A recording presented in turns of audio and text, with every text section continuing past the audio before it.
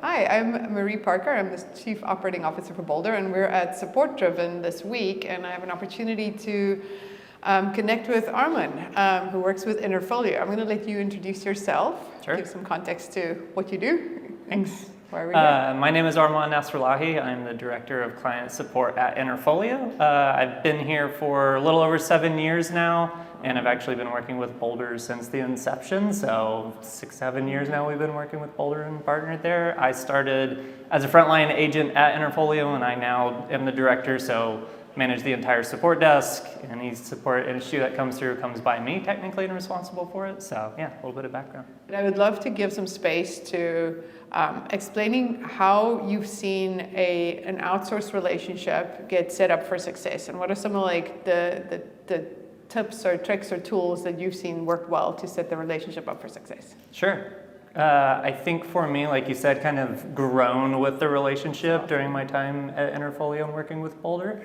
I came in as a frontline agent. We were working with Boldr, and it was a lot of my day-to-day was support tickets, working on that. We were working with the Boldr team to start working on process documents and filling that out. And we were just getting into having Boldr handle some of the new email support interactions and building that out, so working hand in hand there.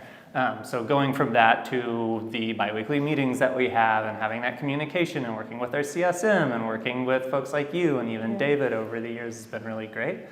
So I think in terms of the support world and what has made us successful and being successful along the way, a lot of open communication with Boldr has been really a part of that. Being able to say, hey, we need XYZ done, and you guys are there and you're like, okay, let's have a 20-minute conversation, let's fill that out and map out the gaps there, and you all take that from us. I think being able to have that freedom on my side, knowing there's a lot of trust there and being able to build that has been awesome so far and has continued to be and only grown, I think, in a lot of ways. So I think that has been one of the key parts of the success in our relationship on the support side. On the partner side, like, is there anything that you guys do to help them feel like they're part of the team and get them onboarded? Like, do you get involved with that from the Interfolio side, or is that mostly for the Boldr team to take care of? We could definitely do a better job of that. I think we had in the past. So for example, we had done kind of both teams. We hop on a video call and say like, hey, this is so-and-so, right? We interact via Slack and messaging all the time, all day, every day kind of thing. And over the course of our partnership, we've gone from Boldr handling kind of our background fulfillment processes to now email and live chat, and now we have someone on phone and email as well. So like, there's been different processes and support interactions that we've had Boldr do for us. So like, we've gotten new people over time, so we're really communicating throughout that day. So I think when new people come on, saying hi in Slack, hopping on video calls to talk through an interaction just to like have that kind of personal interaction has been a big part of it as well. We want to, for example, we're working with someone that handles a lot of our email and phone support right now, Jennifer, and she's been awesome, and she's in our daily morning stand-up that we have every day. She's very much part of the team. Like, we connect with her, we talk with her, even on the non-work stuff as well. So as much communication that we can do outside of work, and we try to be intentional about that, I think has really brought some of the Boldr to Interfolio connection a little bit closer.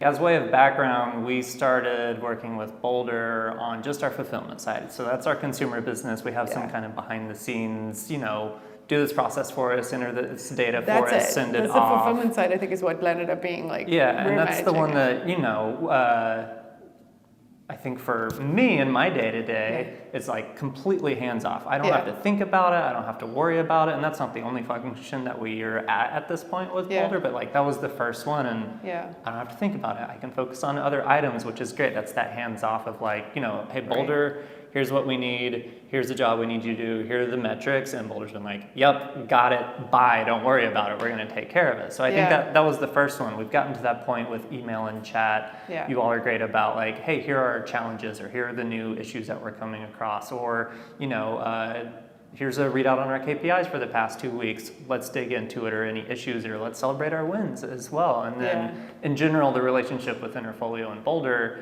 I think you all have done an excellent job of this is how we operate, and we're going to be good at our job, which has been great for us, obviously, but that's been able to expand into other parts of our organization outside of support as well, right? You were mentioning it, the QA team, we have an engineering team as well. In the past, you all have even helped like marketing and sales do some lead generation. Yeah. So, and we know the quality of the work is there. We know the communication is going to be there. And again, from a support standpoint, for me, it's, here are the 3 things I need. Here's the type of person I need. Here's the function we're working on. Yeah.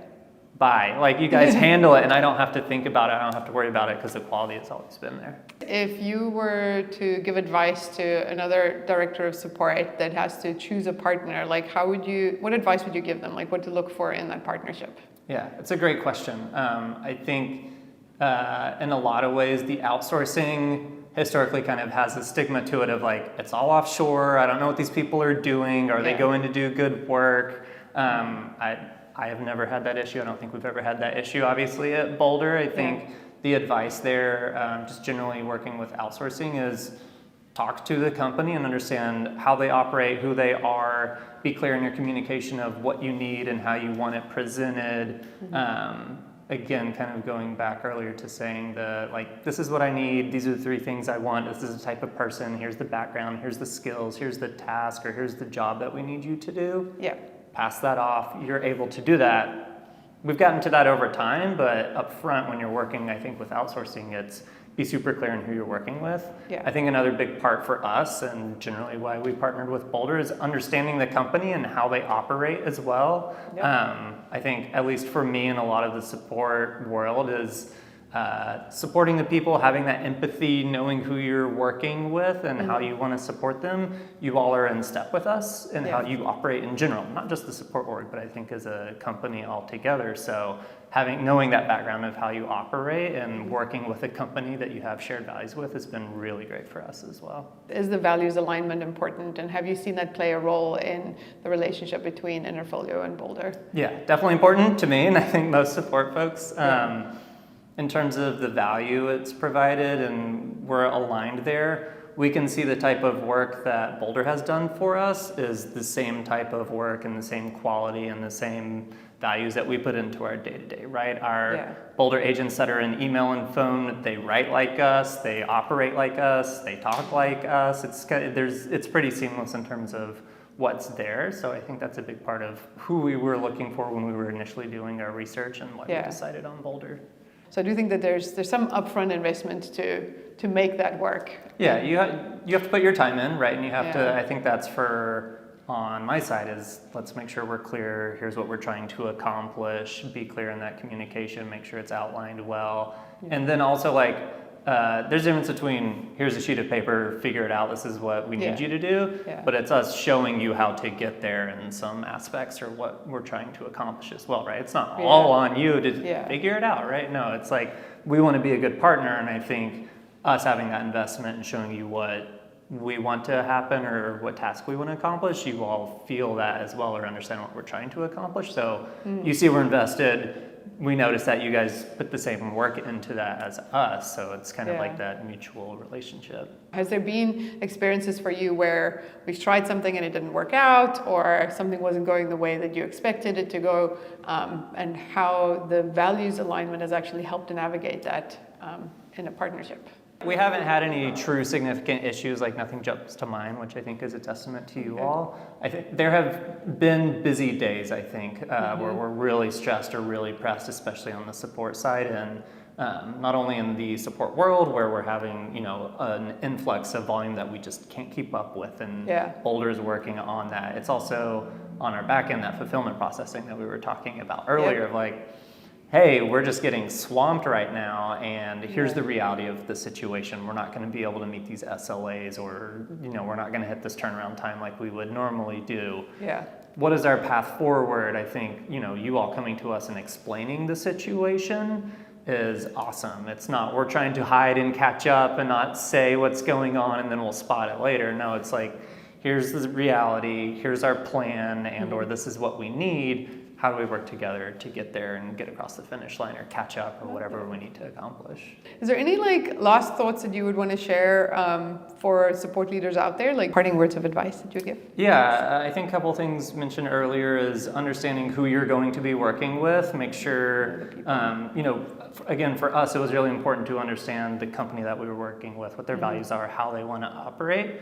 I think related to that, for the support org, understand what you need the outsourcing partner to do, right? It's, there's a difference between, all right, we have some cases we need to accomplish or this task we need to do. What's the why behind it? Why do you need an extra pair of hands helping you with that? Is it in-house versus outsourcing? What are the pros and cons of all that? I think understanding the pros and cons, what are you trying to get out of this partnership, right? Yep. And then I think there's definitely a lot of work that we did early on to set up the relationship that we have now. So not only what are you trying to accomplish, but having clear communication around how do we accomplish that? What are our goals? Setting up those KPIs. Yeah. You could easily go in, I think, to an outsourcing relationship and be like, all right, we need you to do 100 cases a day or a month or whatever it is, right? Yeah. But for us and anyone, I think, going through this process of working with outsourcing is, okay, we need to do X number of cases, but here's the why, and here's how we're going to get it done, and here's our expectation, and what are our KPIs, and what's our frequency of meetings so that we're working with you and we want you to be successful, and how does that look back on us as well, right? I think as a support manager or someone owning that, a lot of times support is kind of like the cost center is what a lot of people use, or it's a very uncelebrated part of the organization, I think. Yep. So for managers like myself working with Boldr or other outsourcing, I think there's a lot of, if we get this done, we can celebrate. We can be the shining star in the org. You don't hear from us because we're doing a stellar job. Yeah. A large part of that is working with the right kind of outsourcing company. We've had that, I think, since day one, right? We've had multiple CSMs that are all been on the same page, all the way up to executive buy-in with David and yourself along the years as well, making sure that the partnership has been successful. Amazing. Thank you so much. Yeah, Thank you for your time. I appreciate it. No problem.